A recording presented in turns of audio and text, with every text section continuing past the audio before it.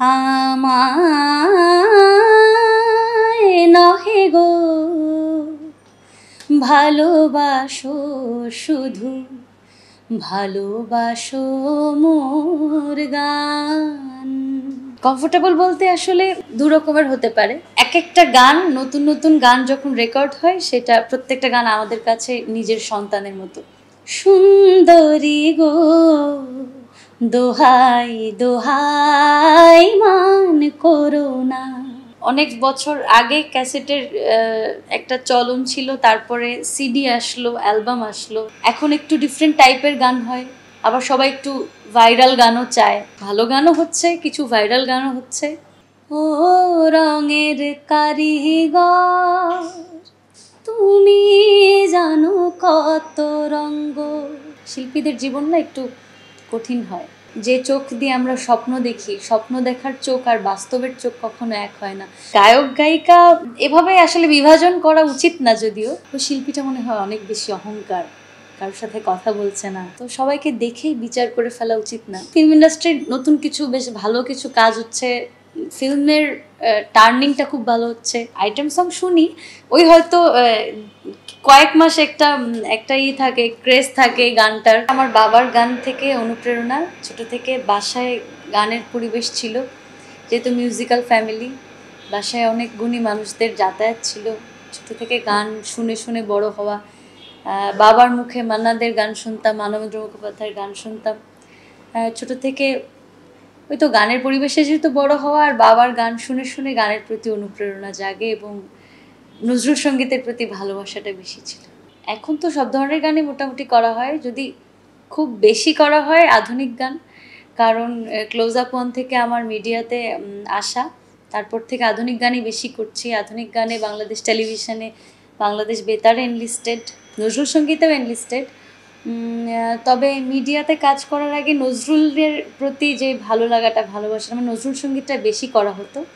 এখন আধুনিক গান এবং স্টেজ প্রোগ্রামে যে ধরনের গানের অনুরোধ আসে, সেগুলোই বেশি করা হয়। নজরুল সঙ্গীতও করা হয়, বাট অকেশনালি বেশি করা। আমার নাম সার্চ দিলেই প্রথমে আসে, বেশি সবাই শুনতে চায়, প্রোগ্রামে গেলেও যে গানটা শুনতে চায় ওটারই 2 লাইন শোনাই। আমায় নহে গো ভালোবাসো, শুধু ভালোবাসো মোর গান। বনের পাখি রে কে চিনে রাখে, গান হলে অবসান, ভালোবাসো মোর গান। আমায় নহে গো ভালোবাসো, শুধু ভালোবাসো মোর গান। কমফোর্টেবল বলতে আসলে দু রকমের হতে পারে। সেটা হচ্ছে, যদি বলি বেশি ইন্টারেস্টিং, বেশি মজার, বেশি আনন্দদায়ক, তাহলে সেটা অবশ্যই স্টেজ ফাংশন, যেটাতে খুব লাইভলি লাগে, কারণ দর্শকের সামনাসামনি সরাসরি ইন্টারাকশন হয় আমাদের সাথে। দর্শকের চোখে মুখে আমাদের গান শোনার পরে যে ভালো লাগাটা, যে অনুভূতিটা, ওইটা সরাসরি দেখতে পাই। ওটা অবশ্যই একটা আনন্দের জায়গা, আনন্দদায়ক মুহূর্ত বলা চলে।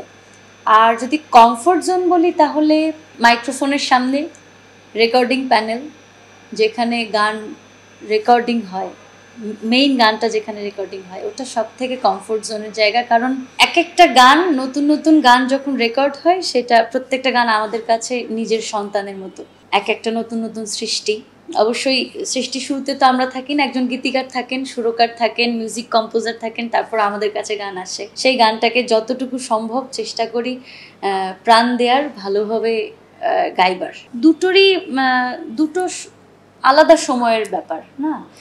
যেমন অনেক বছর আগে ক্যাসেটের একটা চলন ছিল, তারপরে সিডি আসলো, অ্যালবাম আসলো, তারপর অ্যালবাম থেকে গান কমতে কমতে অ্যালবামের এপিটোপির 2টো গান হলো, তারপরে এখন সিঙ্গেল ট্র্যাক আকারে ইউটিউবে আমরা গান পাই, বিভিন্ন সিঙ্গেল প্ল্যাটফর্মে, মিউজিক্যাল প্ল্যাটফর্মে আমরা গান পাই।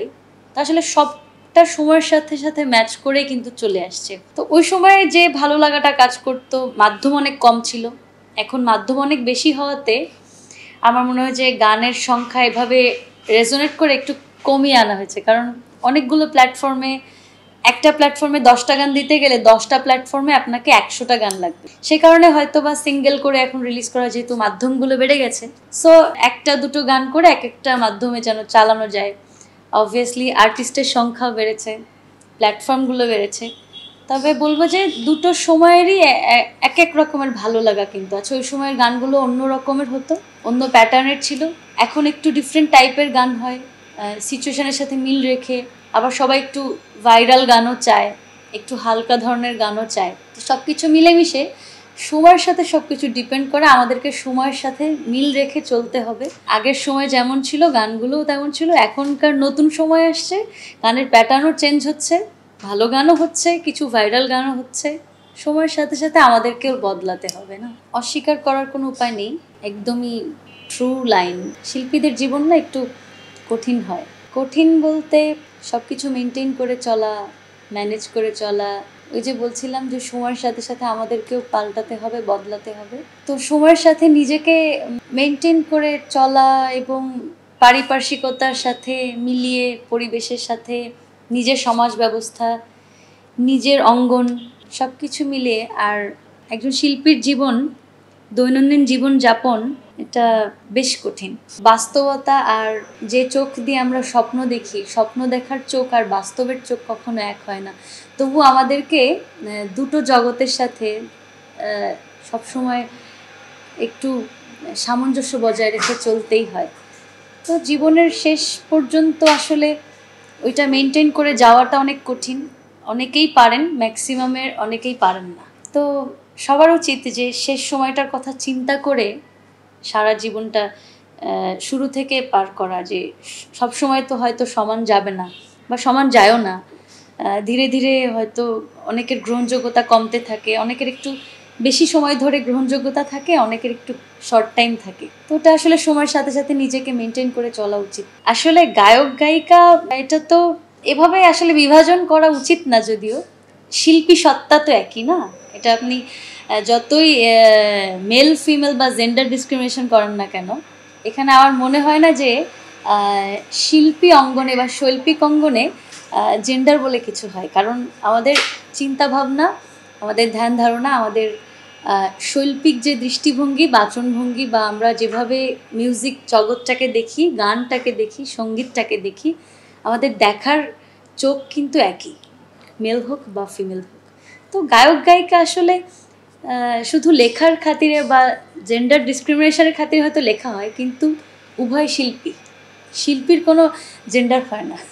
সাধনা, ধৈর্য আর এই তো, এই দুটো জিনিসই বড় গুণ একজন শিল্পীর। আর হচ্ছে ডাউন টু আর্থ থাকা, আমার কাছে মনে হয়। অনেকে হয়তো শিল্পীদের মধ্যে অনেকে একটু চুপচাপ থাকে বা সহজে হয়তো অনেকের মতো করে সবার সাথে মিশে যেতে পারে না। তো সবাই হয়তো দূর থেকে দেখে মনে করে ওই শিল্পীটা মনে হয় অনেক বেশি অহংকার, কারোর সাথে কথা বলছে না। কিন্তু বাস্তব কিন্তু সেটা নয়। সব শিল্পী একরকম হয়, সব মানুষ যেমন একরকম হয় না, শিল্পীদের জীবনটা একটু সাধারণ মানুষদের থেকে অন্যরকম হয়, আলাদা হয়। তাদের মানসিকতা, চারিত্রিক বৈশিষ্ট্য, ভিতরে যে চিন্তাভাবনা, সেগুলো একটু আলাদা হয়। তো সবাইকে দেখেই বিচার করে ফেলা উচিত না। অনেকে মনে করেন দূর থেকে দেখে যে হয়তো খুব অহংবোধ নিয়ে থাকেন, কিন্তু সত্যিকার অর্থে ব্যাপারটা সেরকম না। আর ওই যে বললাম ডাউন টু আর্থ থাকা, কোনো শিল্পীর ডাউন টু আর্থের ওই বহিঃপ্রকাশটাই হচ্ছে তারা ওভাবে করতে চায়, সবার সাথে মিশে যাওয়া নয়, নিজেকে একটু নিজের মতো করে রাখতে চায়। বা আবার আপনি তাদের খুব কাছে গেলে বা মিশলে তখন বুঝবেন যে আমি হয়তো দূর থেকে দেখে তাকে অন্যরকম মনে করছিলাম, মানুষটা আসলে ওরকম না। বেশি যেটা মনে পড়ে আসলে ওই গানগুলো তো গাওয়া হয় না। মান্নাদের একটা গান প্রায়ই বাবা গাইতো, ছোট থেকে শুনছি, সুন্দরী গো দোহাই দোহাই মান করো না, এই গানটা খুব মনে পড়ে। তারপরে মানবেন্দ্র মুখোপাধ্যায়ের বেশ কিছু নজরুল সঙ্গীত গাওয়া, বিখ্যাত কিছু নজরুল সঙ্গীত, সেগুলো মনে পড়ে। অজয় চক্রবর্তীর কিছু পুরনো বাংলা গান, ক্লাসিক্যাল, সেগুলো মনে পড়ে। এখন গাইতেই হবে। সুন্দরী গো দোহাই দোহাই মান করো না, আজ নিশীথে কাছে থাকো, না বলো না সুন্দরী গো দোহাই দোহাই মান করো না। শেষ তো শাকিব খানের দুটো নতুন মুভির গান রিলিজ হয়েছে রিসেন্ট, তারপরে দাগি, তারপরে বেশ কিছু নতুন ফিল্মের গান শুনলাম, বেশ ভালো। কণা আপু, কোনাল আপুর গাওয়া, ইমরান ভাইয়ের গাওয়া, এখন তো ম্যাক্সিমাম তাদের গানই আসে ফিল্মে। তো ফিল্ম ইন্ডাস্ট্রির নতুন কিছু বেশ ভালো কিছু কাজ হচ্ছে, ফিল্মের টার্নিংটা খুব ভালো হচ্ছে, নতুন নতুন ভালো ভালো ফিল্ম আসছে। আশা করি সময়টা আবারও ভালোর দিকে আগাচ্ছে। তো আমার কাছে আমি সবসময় বেশি বেশি পছন্দ করি একটু মেলোডি গানগুলো, আমার বেশি টানে। আইটেম সং শুনি, ওই হয়তো কয়েক মাস একটা থাকে, ক্রেজ থাকে গানটার, তখন বেশ চলে আশেপাশে, ওভাবে শোনা হয়। কিন্তু বাসায় যখন সার্চ দিয়ে শুনি তখন অবশ্যই আমার প্রায়োরিটি থাকে যে মেলোডি যে গানগুলো থাকে একটু সফট মেলোডিয়াস। খুব রিসেন্ট সময় যদি বলি তাহলে তো একটু অস্থির পরিবেশের মধ্যে আমরা আছি। তো এখন তো বাইরে স্টেজ প্রোগ্রাম হচ্ছে না তা বলবো না, স্টেজ প্রোগ্রাম হচ্ছে কিন্তু ওপেন এয়ার খুব কম হচ্ছে। ইনডোর কিছু শো হচ্ছে, পয়লা বৈশাখের প্রোগ্রাম করলাম, নেক্সট হয়তো 2-3টে ইনডোর ইনহাউস প্রোগ্রাম আছে, আর বেশ কিছু রেকর্ডিংস আছে। আর ক্যাজুয়ালি তো অল টাইম দেখা যায় বাংলাদেশ বেতার টেলিভিশন আর প্রাইভেট টেলিভিশন চ্যানেলগুলো এগুলো রেকর্ডিং চলতেই থাকে। ক্লোজ আপের সময় থেকে শুরু করলে আমার মৌলিক গানটা, ক্লোজ আপের মৌলিক গানের রাউন্ডে আমি ভীষণ লাকি, একটা সুন্দর একটা গান পেয়েছিলাম, সৃষ্টিকর্তাকে নিয়ে লেখা একটা গান। আর সেই গানের কাজের সুবাদে সেই গানটার সাথে আমার অনেক স্মৃতি, কারণ গানের সুরকার সঙ্গীত পরিচালক ছিলেন শ্রদ্ধেয় প্রয়াত বারী সিদ্দিকী। তার সুরে গান করবার সুযোগ হয়েছে, তার সাথে বসে গানটা শিখবার তোলবার এবং মিউজিক রিলেটেড বেশ কিছু লেসন্স পেয়েছি। তো এই তো ওই গানটা থেকে বেশ ভালো সাড়া পেয়েছিলাম। ওই গানটা প্রত্যেকবারই এখনও যখন কোনো লাইভে বসি টেলিভিশন চ্যানেলে ওই গানের অনুরোধ থাকেই, তো ওই গান দিয়ে শুরু করতে হয়। এটা একটা অনেক বড় প্রাপ্তি আমার জীবনের, শুরুর দিকের মৌলিক গান হিসাবে।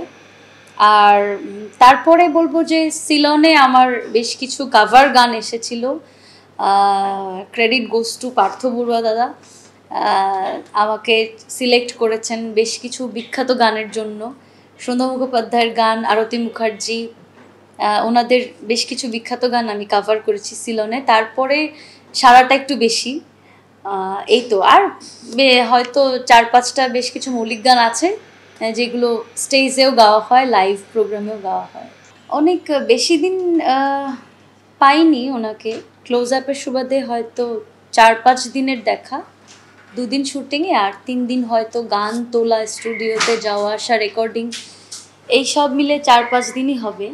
কিন্তু বেশ কিছু ওনার মধ্যে যে জিনিসটা যে বলছিলাম, একজন আর্টিস্টকে ডাউন টু আর্থ থাকতে হয়, শিক্ষাটা থাকতে হয়, মিউজিকের শিক্ষাটা নিয়ে গান করা, গানটা শিখে যেতে হবে আজীবন।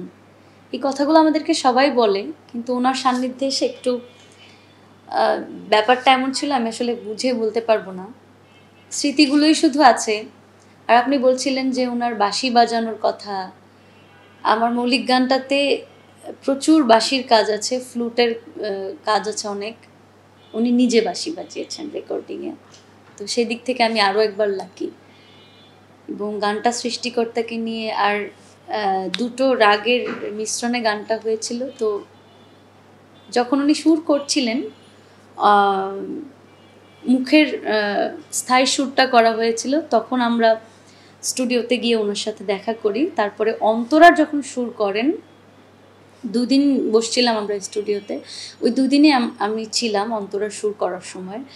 তো ওই সময়ের যে ক্লাসিক্যালের উপর কতখানি দক্ষতা থাকলে, ওনার জীবনটাই আসলে মিউজিকের জন্য আমি মনে করি, এবং ক্লাসিক্যালের উপর কতখানি দক্ষতা থাকলে এত সুন্দর একটা সুর করা যায় এবং এত গুণী মানুষ, ওনারা আসলে চাইলে না 5-10 মিনিটের সুর করতে পারতেন, করতে পারেন, যে কোনো সময় যে কোনো সুর হয়তো চলে আসে, কিন্তু খুব যত্ন নিয়ে কাজটা করতেন। এটাই বলবো, ওনাদের কাজগুলোতে যে যত্ন, যে মায়া, যে ভালোবাসা ছিল, ওটার কারণেই ওনারা আজীবন আমাদের মাঝে থাকবেন। ওনাদের গানের মাধ্যমে, ওনাদের সৃষ্টির মধ্যে ওনারা আজীবন থাকবেন। ওনার প্রতি আমার অনেক অনেক কৃতজ্ঞতা, অনেক শ্রদ্ধা। অনেক স্মৃতি, মজার স্মৃতি বলতে, বাবা তো মিউজিকের টিচার, আর আমার বাবা অনেক বেশি স্ট্রিক্ট, অনেক বেশি রাগী মানুষ। তো যতগুলো স্মৃতি মনে পড়ে সবগুলোই আসলে মজার অবশ্যই না, কারণ কারণ মিউজিকের টিচার ছিলেন, আমার গুরু ছিলেন, তো ভয় পেতাম, প্রচুর ভয় পেতাম। আর যেখানেই যেতাম, প্রোগ্রাম হোক, রেকর্ডিং হোক, কিংবা চ্যানেলের গানের শুটিং হোক, সবসময় ক্যামেরার পিছনে দাঁড়িয়ে থাকতেন, ভয় পেতাম। আর শেখার যখন শিখতাম, ছোট ছিলাম, তখনও অনেক ভয় পেতাম, কারণ স্টুডেন্টদের সামনে এমন একটা ব্যাপার ছিল যে আমি তার মেয়ে, আমাকে কোনো কিছু ভুল করলে চলবে না, ভিতরে সবসময় ওই ভয়টা থাকতো। তো ওই ভয়টা নিয়ে, ওই ভয়, শ্রদ্ধাবোধ, ভালোবাসা সব কিছু মিক্স আপ, কিন্তু সবসময় একটু স্ট্রিক্ট, রুড, রাগী মানুষ ছিলেন, তো চাইতেন যে তার মেয়ে হিসাবে সবসময় যেন ভালোটাই দিতে পারি মিউজিকে। কখনো খুব বেশি ভালো হয়েছে প্রোগ্রাম আজকে, এটা বাবার কাছ থেকে শুনিনি। স্টেজ থেকে নামার পরে, রেকর্ডিং থেকে বের হওয়ার পরে বলতেন আর একটু ভালো হতে পারতো। এটাই আর কি, এখনো পর্যন্ত এটাই আছে, ওটাই মনে করি যে ডে বাই ডে এখনও কোনো গান রেকর্ডিং করলে, শুটিংয়ে দাঁড়ালে, বা গান লাইভ গাই আর রেকর্ডিংয়ে থাকি, বের হওয়ার পরে মনে হয় যে আর একটু ভালো হতে পারত। নতুনদের জন্য বলবো প্র্যাকটিস, সাধনা, ধৈর্য। মিউজিক এমন একটা জায়গা, এটা হচ্ছে সমুদ্রের মতো, এটা আমরা সারা জীবন যদি মিউজিক শেখার জন্য 2, 3, 4, 5, 6, 7টা জন্মও পেয়ে যাই, তারপরও না শেখাটা শেষ হবে না। তো একটা জন্মেরই, এই জন্মের কথাই বলতে পারি, সামনে আর জন্ম আছে কিনা জানি না। তো নতুনদের জন্য বলবো যে যারা মিউজিকে ডেডিকেশন দিয়ে পড়ে থাকবে, লেগে থাকবে, শেখাটা আজীবনের, এটা চালিয়ে যেতে হয়। আর ডাউন টু আর্থ থাকা, ধৈর্য রাখা, অনেক বেশি নিজেকে কুল রাখা, মাইন্ডটা ফ্রেশ রেখে চলা, যতটা নিজেকে একটু ধীর স্থির রাখা যায়, তার সাথে প্র্যাকটিসটা চালিয়ে যাওয়াই। তো এভাবেই আসলে আগাতে হয় একটু একটু করে। আর বারি সিদ্দিকীর গান শোনাতে হয়তো পারবো না, চেষ্টাও করছি না, কারণ আমি বেসিক ফোক গানের আর্টিস্ট না। ওনার গান শুনতে তো ভালো লাগে, আর ওনার মতো যে গানে যে একটা মায়া আছে না, যে গানে একটা অনুভূতি আছে না, ওটা না আমরা চাইলেও দিতে পারবো না, আমার মনে হয় না দিতে পারবো। তবে ওনার সুর করা আমার যে মৌলিক গানটা, ও রঙের কারিগর, ওটা 2টো লাইন শোনাতে পারি। ও রঙের কারিগর, তুমি জানো কত রঙ্গ, ও রঙের কারিগর, তুমি জানো কত রঙ্গ, তোমার রঙেতে রঙিন, তোমার রঙেতে রঙিন আদো পতঙ্গ, ও রঙের কারিগর, তুমি জানো কত রঙ্গ। কত সন্ধি মিছে ফন্দি রাজ্য কোণে কোণে, দমের জোরে রাজ্য চলে, চালায় পাগল মনে, 3 পলকের পথে চলে, কত আশায় 6 পাগলে, 3 পলকের পথে চলে, কত আশায় 6 পাগলে, মধ্য পথে কখন জানি পাগলামি হয় ভঙ্গ, ও রঙের কারিগর, তুমি জানো কত রঙ্গ, ও ও রঙের কারিগর তুমি, জানো কত রঙ্গ